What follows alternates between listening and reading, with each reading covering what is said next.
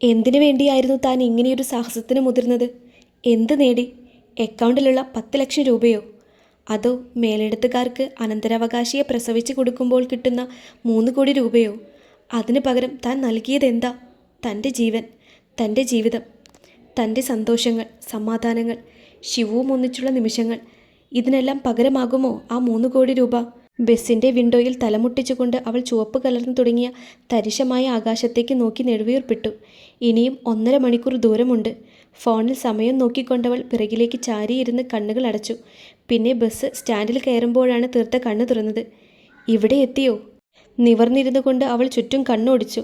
Long trip പോകുന്ന ബസ്സുകൾ കയറി ഇറങ്ങുന്ന സ്റ്റാൻഡായതുകൊണ്ട് അത്യാവശ്യം നല്ല തിരക്കുണ്ട്. അതുകൊണ്ട് തന്നെ 10 മിനിറ്റെങ്കിലും ബസ് ഇവിടെ പിടിച്ചിടുന്നത് പതിവാണ്. ഹംസുക്കയുടെ വീട്ടിൽ വാടകയ്ക്ക് താമസിച്ചപ്പോൾ ഈ സ്റ്റാൻഡിൽ ബസ് ഇറങ്ങി മുപ്പിലങ്ങാട്ടേക്ക് ബസ് മാറി കയറും. അവിടെ നിന്നും ശിവുവിനെ വിളിച്ച് തിരികെ ഇങ്ങോട്ട്. ശിവുവിനെ കുറിച്ച് ഓർത്തപ്പോൾ തീർത്തയുടെ നെഞ്ചൊന്ന് പിടഞ്ഞു. എന്തെടുക്കുകയായിരിക്കും? സ്കൂൾ വിട്ട് വന്നിട്ട് എന്തെങ്കിലും കഴിച്ചിട്ടുണ്ടാകുമോ? പഠിക്കുന്നതിന് മുൻപ് മേല് കഴുകുമോ? അതോ വീട്ടിലെ പോലെ മടി പിടിക്കുമോ? ശിവുവിന് കൂടുതൽ മടിയുള്ള കാര്യമാണ് കുളിക്കുന്നത്. കുളിക്കാൻ പറയുമ്പോൾ ലോകത്തുള്ള സകലമാന ന്യായങ്ങളും നിരത്തുന്നതാണ് അവളുടെ പതിവ്. ആ കുഞ്ഞുമുഖം മനസ്സിൽ തെളിഞ്ഞപ്പോൾ തീർത്ത കണ്ണുകളടച്ച് ദീർഘമായി നിശ്വസിച്ചു.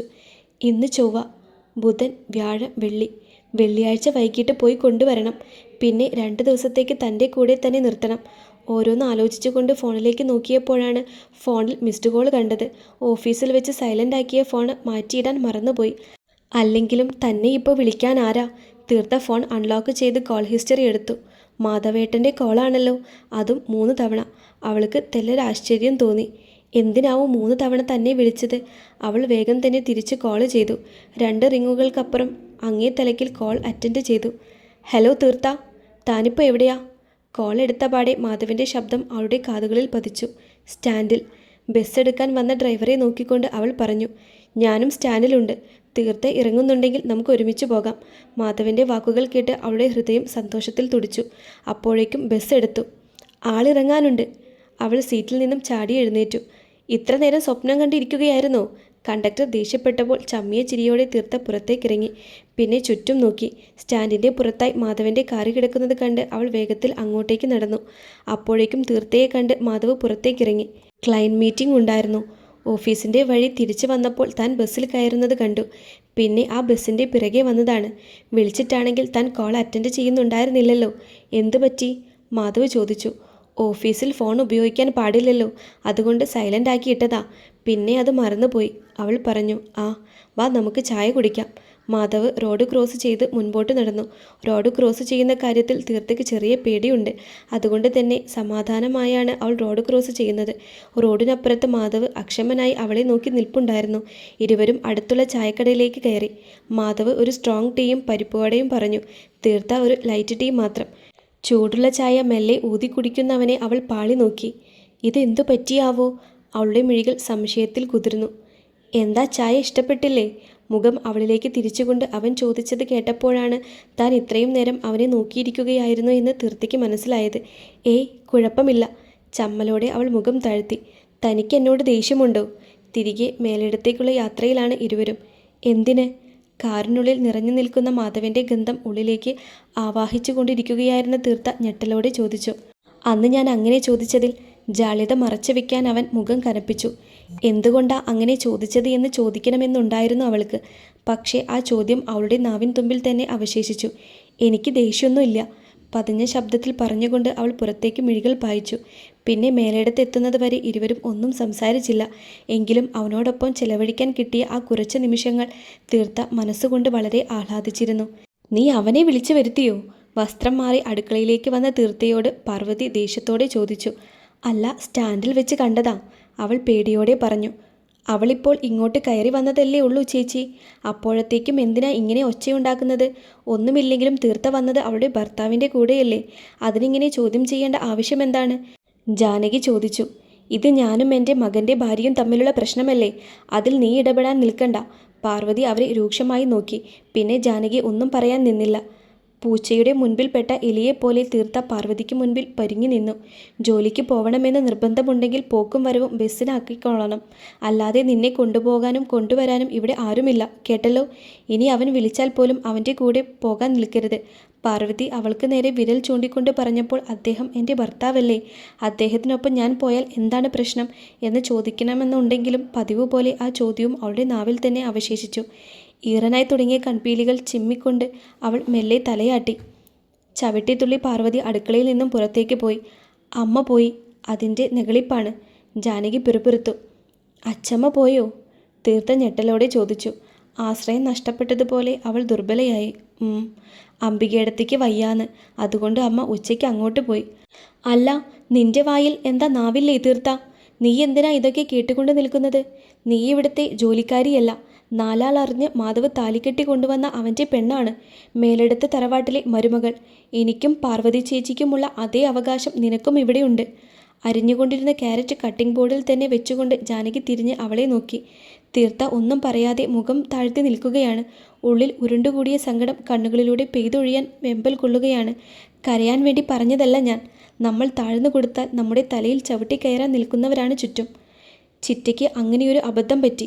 അതുകൊണ്ട് എന്താ, ഈ അടുക്കളയിലെ പുക ആത്മാവിൽ നിറഞ്ഞു. ഇനി ഇതിൽ നിന്നൊരു മോചനമില്ല. അതുകൊണ്ടാണ് ചിറ്റ പറയുന്നത്. ജാനകി അവളുടെ കയ്യിൽ അമർത്തി പിടിച്ചപ്പോൾ കലങ്ങിയ മിഴികൾ ഉയർത്തി തീർത്ത അവരെ നോക്കി. പിന്നെ സങ്കടത്തോടെ അവരെ കെട്ടിപ്പിടിച്ചു. സങ്കടപ്പെടേണ്ട, ദേ ഈ ചായ കുടിച്ചിട്ട് ഒരു ഗ്ലാസ് മാധവനും കൊണ്ടുപോയി കൊടുക്കുക. അവളുടെ തോളിൽ തഴുകി സമാധാനിപ്പിച്ചു.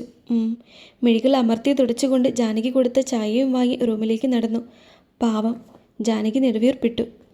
തീർത്ത റൂമിലേക്ക് ചെല്ലുമ്പോൾ മാധവ് ഫ്രഷായി ഇറങ്ങിയിരുന്നു. അവൾ ചായ ഗ്ലാസ് ടേബിളിന് മുകളിൽ വെച്ചു. ഇന്ന് എൻ്റെ ഫ്രണ്ടിൻ്റെ കുട്ടിയുടെ ബർത്ത്ഡേ പാർട്ടിയുണ്ട്, താൻ വരുന്നുണ്ടോ? ട്രാക്കിന് മുകളിലേക്ക് ടീഷർട്ട് എടുത്തിട്ടുകൊണ്ട് അവൻ ചോദിച്ചു. ചോദ്യം കേട്ട് തീർത്തയുടെ കണ്ണുകൾ തിളങ്ങിയെങ്കിലും വേഗത്തിൽ അത് മങ്ങി. സന്തോഷമുള്ള കാര്യമാണ് അവൻ ചോദിച്ചത്. ഇതൊക്കെ താൻ ആഗ്രഹിച്ചതുമാണ്. പക്ഷേ അമ്മ എങ്ങും കൂടെ പോവരുത് എന്നല്ലേ പറഞ്ഞിരിക്കുന്നത്? അവൾ നിരാശയോടെ അവനെ നോക്കി. എന്തേ വരുന്നില്ലേ? നിസ്സംഗതയോടെയുള്ള അവളുടെ നോട്ടം കണ്ട് മാധവ് ചോദിച്ചു. അമ്മ പറഞ്ഞിരിക്കുന്നത് എങ്ങും കൂടെ പോവരുതെന്നാണ്. അവളുടെ മറുപടി കേട്ട് മാധവ് കണ്ണു മിഴിച്ചു. അതെന്താ അമ്മ അങ്ങനെ പറഞ്ഞത്? അവൻ്റെ ആത്മകഥം തെല്ലുറക്കെയായിപ്പോയി. അതിന് മറുപടി പറയാതെ തീർത്ത മിഴികൾ താഴ്ത്തി നിന്നു. ഞാനൊരു കാര്യം പറയാം തന്നോട്. ടേബിളിലിരുന്ന ചായ ഗ്ലാസ് കയ്യിലെടുത്തുകൊണ്ട് മാധവ് അത് പറഞ്ഞപ്പോൾ തീർത്ത ആകാംക്ഷയോടെ അവനെ നോക്കി. മറ്റുള്ളവർ പറയുന്ന എല്ലാ കാര്യങ്ങളും അക്ഷരാർത്ഥത്തിൽ അനുസരിക്കണമെന്ന യാതൊരു നിർബന്ധവുമില്ല എന്ന് കരുതി എല്ലാ കാര്യത്തിലും അമ്മയെ എതിർക്കണമെന്നല്ല. വേണ്ടാത്ത കുറച്ച് വാശിയുണ്ട് അമ്മയ്ക്ക്. അതിനൊന്നും മൗനമായി നിന്ന് വളം വെച്ച് കൊടുക്കണ്ട. അത്രയും പറഞ്ഞുകൊണ്ട് മാധവ് ചായ ഒരു ഇറുക്ക് കുടിച്ചു. തീർത്തയ്ക്ക് അത്ഭുതമായിരുന്നു മാധവൻ്റെ വാക്കുകൾ. അവൻ അമ്മയെ സപ്പോർട്ട് ചെയ്യണമെന്നവൾ കരുതിയത്. അപ്പോൾ ഞാൻ വരണോ? സംശയം വിട്ടുമാറാതെ അവൾ ചോദിച്ചു. അതൊക്കെ തൻ്റെ ഇഷ്ടം. വരുന്നുണ്ടെങ്കിൽ 7 മണിയാവുമ്പോഴേക്കും ഒരുങ്ങിയിറങ്ങണം. അതും പറഞ്ഞുകൊണ്ട് അവൻ ലാപ്ടോപ്പ് ബാഗുമെടുത്ത് പുറത്തെ വരാന്തയിലേക്ക് നടന്നു. അപ്പോൾ എന്നെ മനസ്സിലാക്കാനൊക്കെ പറ്റുന്നുണ്ട്, അത് മതി. നേർത്ത പുഞ്ചിരിയോടെ അവൾ താഴേക്ക് നടന്നു. ചിറ്റേ, ഞാനിന്ന് മാധവേട്ടൻ്റെ കൂടെ പുറത്തു പോവാ. അടുക്കളത്തോട്ടത്തിലെ വേപ്പിൻ മരത്തിൽ നിന്നും വേപ്പില പറിച്ചെടുക്കുകയായിരുന്ന ജാനകിയുടെ അടുത്തേക്ക് ഓടിച്ചെന്നുകൊണ്ട് അവളത് പറയുമ്പോൾ മുഖത്ത് പൗർണമി തിളക്കമുണ്ടായിരുന്നു.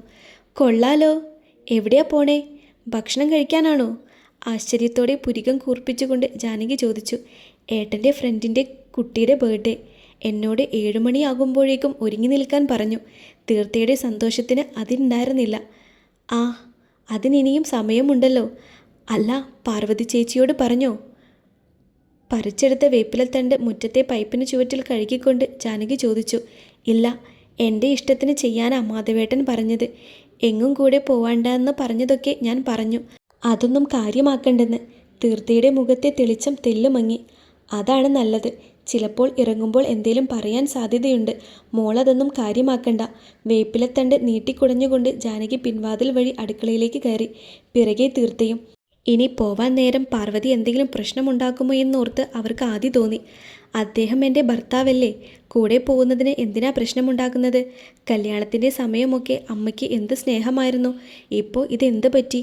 പാർവതിയുടെ പെട്ടെന്നുള്ള മാറ്റത്തെക്കുറിച്ച് ആലോചിച്ച് തീർത്ത നെടുവീർപ്പിട്ടു. കല്യാണം കഴിഞ്ഞിട്ട് ഇത് ആദ്യമായിട്ടല്ലേ ഒരു പരിപാടിക്ക് അവൻ്റെ കൂടെ പുറത്തു പോകുന്നത്? കൂർക്കം മെഴുക്കു പുരട്ടിക്കുള്ള കടുക് പൊട്ടിക്കുന്നതിനിടയിൽ ജാനകി തലചിരിച്ച് അവളെ നോക്കി. തീർത്ത തലയാട്ടി. അപ്പോൾ നല്ല സുന്ദരിയായിട്ട് വേണം പോവാൻ. മാധവൻ്റെ ഭാര്യ സുന്ദരിയാണെന്ന് എല്ലാവരും പറയണം. ജാനകിയുടെ സംസാരം കേട്ട് തീർത്ത നാണത്തോടെ പുഞ്ചിരിച്ചു. അല്ല, ആരാ ഇവിടെ സുന്ദരി? ഡൈനിങ് ഹാളിൽ നിന്നും അടുക്കളയിലേക്ക് വരുന്ന വാതിലിനടുത്ത് പാർവതിയുടെ സ്വരം കേട്ട് ഇരുവരും നിശബ്ദരായി. ആരാ ജാനകി സുന്ദരി? കണ്ണുകുറിപ്പിച്ച് പാർവതി അവരെ നോക്കി. തീർത്ത. പാർവതിക്ക് മുഖം കൊടുക്കാതെ തൻ്റെ പണികളിൽ വ്യാപൃതയായിക്കൊണ്ട് ജാനകി പറഞ്ഞു. ഓ, എന്നാരാ പറഞ്ഞത്? മുഖം കൂട്ടി തീർത്തയെ നോക്കിക്കൊണ്ട് അവർ ചോദിച്ചു. ആരെങ്കിലും പറയുന്നതെന്തിനാ? എനിക്ക് കണ്ണില്ലേ? ഞാൻ എൻ്റെ ജീവിതത്തിൽ കണ്ടതിൽ വെച്ച് ഏറ്റവും സുന്ദരി ഇവളാണ്. തീർത്തയെ വാത്സല്യത്തോടെ നോക്കിക്കൊണ്ട് ജാനകി പറഞ്ഞു. നിന്റെ കണ്ണിന് കാര്യമായ എന്തോ തകരാറ് സംഭവിച്ചിട്ടുണ്ട്. മഹിയേട്ടൻ കണ്ണ് ഡോക്ടറെ കാണിക്കാൻ പോകുമ്പോൾ നിനക്ക് അപ്പോയിൻമെൻ്റ് എടുക്കാൻ പറയാം, പുച്ഛത്തോടെ പാർവതി പറഞ്ഞു. അതിന് ജാനകി മറുപടിയൊന്നും പറഞ്ഞില്ല. മോളെ, നീ റൂമിലേക്ക് ചെല്ല്. പാർവതിക്ക് മുൻപിൽ പരിഭ്രമിച്ച് നിൽക്കുകയായിരുന്ന തീർത്തയോട് ജാനകി പറഞ്ഞു. ഇപ്പോൾ റൂമിലേക്ക് പോകുന്നത് എന്തിനാണ്? ഇവിടുത്തെ പണികളൊക്കെ കഴിഞ്ഞോ? അടുക്കളയിൽ ആകമാനം കണ്ണോടിച്ചുകൊണ്ട് പാർവതി ചോദിച്ചു. ഈ അടുക്കളയിൽ ഇപ്പോൾ ഒരു വേലക്കാരിക്ക് ചെയ്യേണ്ട പണികളേ ഉള്ളൂ. ജാനകിയുടെ മുഖം പോലെ വാക്കുകളും മുറുകി. എന്ത് വേലക്കാരിയോ? പാർവതിയുടെ നെറ്റി ചുളിഞ്ഞു. മോളെ, നീ ചെല്ല്. പാർവതിയുടെ വാക്കുകളെ ഗൗനിക്കാതെ ജാനകി പറഞ്ഞു. സന്ദേഹത്തോടെ പാർവതിയെ ഒന്ന് നോക്കിക്കൊണ്ട് അവൾ അകത്തേക്ക് പോയി. നീ അവൾക്ക് വല്ലാതെ തളം വെച്ചു കൊടുക്കുന്നുണ്ട്. അത് നല്ലതിനാവില്ല, ദേഷ്യത്തോടെ പാർവതി പറഞ്ഞു. എല്ലാവർക്കും വളം വെച്ചു കൊടുത്തതാണ് ഞാൻ ചെയ്ത തെറ്റ്. അതുകൊണ്ടാണ് ഈ അടുക്കളയിൽ എൻ്റെ ജീവിതം തുലഞ്ഞത്. ജാനകിയുടെ കണ്ണുകൾ കലങ്ങി. പിന്നെ കൂടുതലൊന്നും പറയാതെ പാർവതി തിരിഞ്ഞു നടന്നു. തീർത്ത റൂമിലേക്ക് ചെല്ലുമ്പോൾ മാധവ് വരാന്തയിൽ തന്നെയായിരുന്നു. അത് നന്നായി. അവൾ വേഗം തന്നെ വാർഡ്രോബിൽ വസ്ത്രങ്ങൾ തിരഞ്ഞു. ചിറ്റ പറഞ്ഞതുപോലെ മാധവേട്ടൻ്റെ കൂടെ ഇതാദ്യമായാണ് 4 ആൾ കൂടുന്ന ഒരു പരിപാടിക്ക് പോകുന്നത്. അതുകൊണ്ട് തന്നെ മോശമെന്ന് പറയിപ്പിക്കരുത്. ഒരുപാട് തിരഞ്ഞിട്ട് അവൾ അവസാനം ബ്ലാക്ക് കളർ സൽവാർ സെറ്റ് എടുത്തു. കൊള്ളാം. ടോപ്പ് ദേഹത്തേക്ക് വെച്ചുകൊണ്ട് അവൾ കണ്ണാടിയിലേക്ക് നോക്കി. എന്തേ, വരാൻ തീരുമാനിച്ചോ? പിറകിൽ മാധവൻ്റെ ശബ്ദം കേട്ട് തീർത്ത ചമ്മലോടെ തിരിഞ്ഞു നോക്കി. വരണ്ടേ? കവിളുകൾ പിരിപ്പിച്ചുകൊണ്ട് അവൾ പറഞ്ഞു. പിന്നെ വരണ്ടേ? റെഡിയാവ്. അതും പറഞ്ഞുകൊണ്ട് അവൻ ബാത്റൂമും എടുത്ത് ബാത്റൂമിലേക്ക് നടന്നു. തീർത്ത വേഗം തന്നെ വസ്ത്രം മാറി ഒരുങ്ങി. ആഹാ, കൊള്ളാലോ. കുളി കഴിഞ്ഞിറങ്ങി വന്ന മാധവൻ്റെ മിഴികൾ കറുപ്പ് വസ്ത്രത്തിൽ വളരെ മനോഹരയായി നിൽക്കുന്ന തീർത്തയെ കണ്ടു വിടർന്നു. ആ നിറം അവൾക്ക് നന്നായി ചേരുന്നുണ്ടായിരുന്നു. തീർത്തയ്ക്ക് ചെറിയൊരു നാണം വന്നു. അവൾ മിഴികൾ താഴ്ത്തി മെല്ലെ പുഞ്ചിരിച്ചു. അപ്പോഴേക്കും മാധവൻ്റെ ഫോൺ റിങ് ചെയ്തു. വിഷ്ണുവാണ്. അതും പറഞ്ഞ് അവൻ കോൾ അറ്റൻഡ് ചെയ്തു. ഫോൺ ചെവിയോട് ചേർത്തുകൊണ്ട് വാർഡ്രോബിനരികിലേക്ക് നടന്നു. വിഷ്ണു ആരാണെന്ന് അവൾക്കറിയില്ല. എങ്കിലും കണ്ണാടിയിലൂടെ അവരുടെ സംസാരം ശ്രദ്ധിച്ചുകൊണ്ട് അവൾ കണ്ണുകൾ കടുപ്പിച്ചെഴുതി. ഇറങ്ങാം. അവൾക്ക് പിറകിൽ നിന്നും കണ്ണാടിയിൽ നോക്കി മുടിയൊതുക്കിക്കൊണ്ട് മാധവ് പറഞ്ഞു. അവസാനമായി ഒരു നുള്ളു സിന്ദൂരം സീമന്തരേഖയിൽ തൊട്ടുകൊണ്ട് അവൾ തൻ്റെ ഒരുക്കം പൂർത്തിയാക്കി. തീർത്തയുടെ ഡ്രസ്സിനോട് മാച്ച് ചെയ്ത ബ്ലാക്ക് ഷർട്ടും ബേജ് കളർ പാൻറ്റുമാണ് അവൻ്റെ വേഷം. അവൾക്കതിൽ വല്ലാത്ത സന്തോഷം തോന്നി. ഇരുവരും ഒരുമിച്ച് സ്റ്റെപ്പ് ഇറങ്ങി വരുന്നത് കണ്ട് ഹാളിലിരുന്ന TV കാണുകയായിരുന്ന പാർവതിയുടെയും ചിന്നുവിൻ്റെയും കണ്ണുകളിൽ അമ്പരപ്പ്. ഇവരിതെവിടെയാ പോകുന്നത് വല്യമ്മേ? ചിന്നു പാർവതിയുടെ കാതിൽ അടക്കം ചോദിച്ചു. ആവോ. അരിശത്തോടെ അവർ സെറ്റിയിൽ നിന്നും എഴുന്നേറ്റു. എവിടേക്കാ രണ്ടാളും? മുഖം കറപ്പിച്ചുകൊണ്ട് പാർവതി ചോദിച്ചു. താൻ പറഞ്ഞില്ലേ? മാധവ് തിരിഞ്ഞ് തീർത്തയെ നോക്കി. ഇല്ല. പരിഭ്രമത്തോടെ അവൾ തല വെട്ടിച്ചു. ഇത്രയും ആഗ്രഹിച്ചിട്ട് പോകാൻ കഴിയില്ലേ എന്നൊരു പേടി അവൾക്കുള്ളിൽ ഉടലെടുത്തു. എൻ്റെ ഫ്രണ്ട് ജിതിനെ അമ്മ അറിയില്ലേ? അവൻ്റെ കുഞ്ഞിൻ്റെ ബർത്ത്ഡേ ആണ്. ജിതിൻ നിൻ്റെ ഫ്രണ്ടല്ലേ? അപ്പോൾ നീ പോയാൽ പോരെ? വെറുതെ എന്തിനാ തീർത്തയെ കൊണ്ടുപോകുന്നത്? ഉള്ളിലെ അമർഷം അടക്കി വെച്ചുകൊണ്ട് അവർ ചോദിച്ചു. അവൻ എന്നെ മാത്രമല്ല തീർത്തയെയും വിളിച്ചിട്ടുണ്ട്. ഭാര്യയെയും കൂട്ടി വരണമെന്ന് പ്രത്യേകം പറഞ്ഞിട്ടുണ്ട്. അങ്ങനെയുള്ളപ്പോൾ തീർത്തയെയും കൊണ്ടുപോകാതിരുന്നാൽ മോശമല്ലേ? മാധവ് പറഞ്ഞു. പിന്നെ പാർവതിക്ക് എതിരൊന്നും പറയാനായില്ല. പകയോടെ അവർ തീർത്തയെ തുറിച്ചു നോക്കി. അവൾ വല്ലായ്മയോടെ മുഖം താഴ്ത്തി. എന്നാ ചിന്നൂനെയും കൊണ്ടുപോ. ജിതിൻ്റെ ഭാര്യ നന്ദന ഇവളുടെ സീനിയർ അല്ലേ? പാർവതി അടുത്ത അടവിറക്കി. തീർത്തയ്ക്ക് സന്തോഷിക്കാൻ ഒരു അവസരം നൽകിയില്ലെന്നുള്ള ദൃഢനിശ്ചയമായിരുന്നു അവരുടെ മുഖത്ത്. നന്ദന നിന്നെ ബർത്ത്ഡേക്ക് വിളിച്ചിട്ടില്ലല്ലോ. അപ്പോൾ നീ വരണ്ട. തീർത്ത, വാ പോകാം, സമയമായി. റിസ്റ്റ് വാച്ചിലേക്ക് നോക്കി അതും പറഞ്ഞുകൊണ്ട് മാധവ് പുറത്തേക്ക് നടന്നു. തന്നെ ദേഷ്യത്തോടെ നോക്കുന്ന ആ 2 ജോഡി കണ്ണുകളെ നേരിടാനാവാതെ മുഖം താഴ്ത്തി അവളും മുൻപോട്ട് നടന്നു.